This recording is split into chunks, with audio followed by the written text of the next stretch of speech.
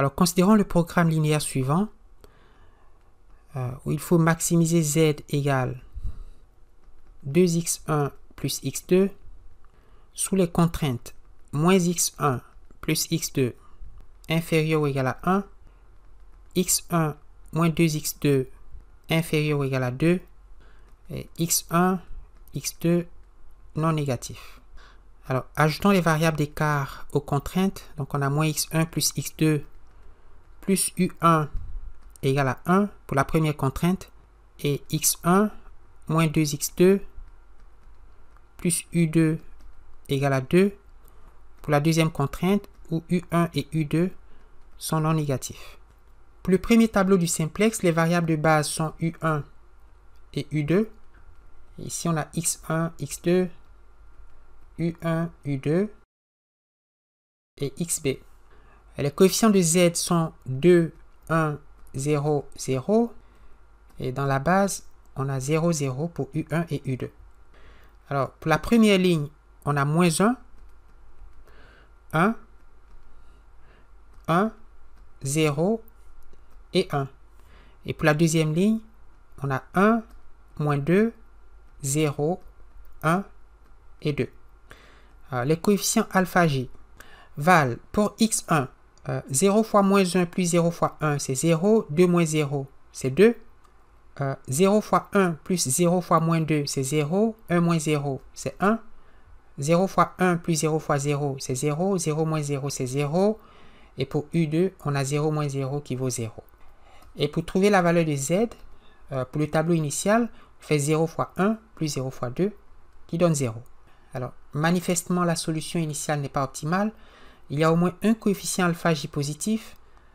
On va faire entrer la variable x1 qui a le coefficient cj-zj positif le plus élevé. Et pour trouver la variable sortante, on calcule delta en divisant 1 par moins 1. Donc on a moins 1.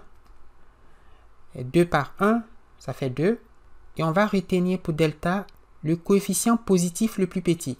Donc on va ignorer la valeur moins 1 puisqu'elle est négative. Et par conséquent, la variable u2, dont le coefficient delta vaut 2, va sortir et laisser la place à la variable x1. Donc, x1 rentre dans la base et u2 sort de la base. Donc, on a u1 qui est toujours dans la base, u2 sort, et x1 rentre. On va effectuer les opérations de pivotage, annuler tous les coefficients au-dessus et en dessous du pivot. Le pivot ici vaut 1, donc pas besoin de diviser la ligne 2 par quoi que ce soit puisqu'il vaut 1. Donc, je vais réécrire la ligne 2. Et pour annuler le coefficient moins 1 au-dessus de ce pivot, on va faire ligne 1. C'est la ligne 1 plus la ligne 2. N'est-ce pas? Moins 1 plus 1, c'est 0. Donc, ligne 1 plus ligne 2. Alors, moins 1 plus 1, c'est 0. 1 plus moins 2, c'est moins 1. 1 plus 0, c'est 1.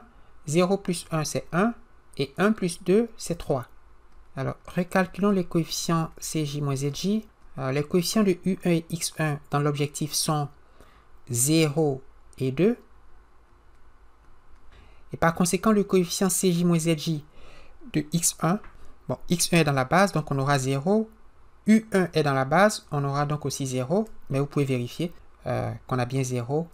Pour X2, 0 fois moins 1, c'est 0. 2 fois moins 2, c'est moins 4. 1 moins 4, ça fait 5. Donc ici, on a 5. Et pour U2, on a 0 fois 1, c'est 0. 2 fois 1, c'est 2. 0 moins 2, ça fait moins 2. Et la valeur de Z, c'est 0 fois 3 plus 2 fois 2. Donc 0 plus 4, ça fait 4. Vous voyez qu'on a amélioré la valeur de Z. On demande si la solution courante est optimale. La réponse est non, puisqu'il y a au moins un coefficient cj-zj positif. Donc, on va faire entrer la variable x2 dans la base et calculer les coefficients delta pour U1 et X1 afin de déterminer laquelle de ces variables doit sortir. Quand on divise 3 par moins 1, on a moins 3 et 2 divisé par moins 2, ça fait moins 1. Et on voit que ces coefficients sont négatifs. Autrement dit, aucune variable ne peut sortir.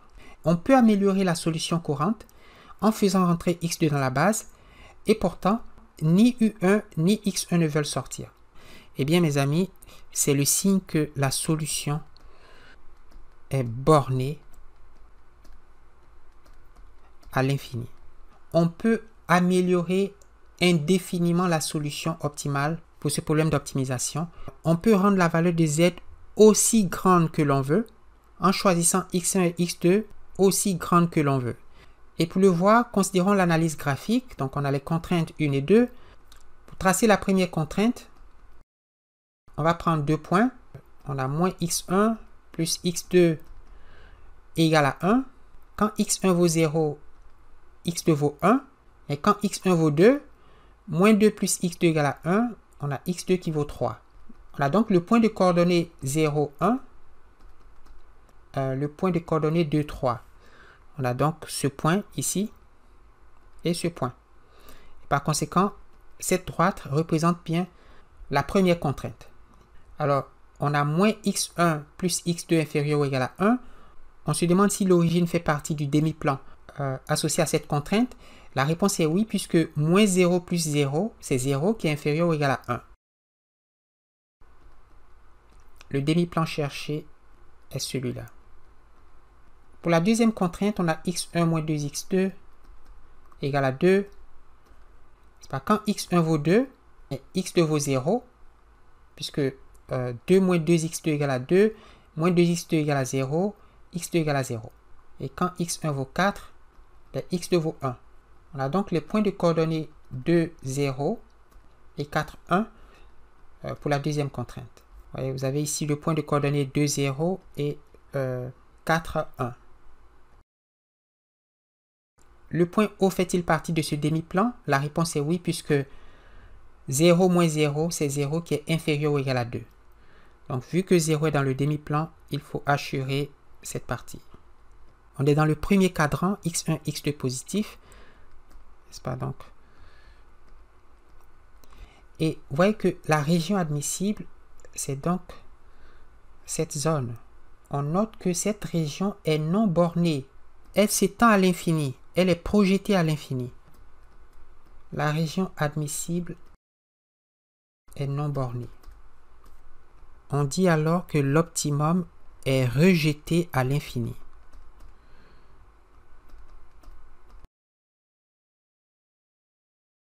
Et c'est-à-dire que la valeur de z est infinie.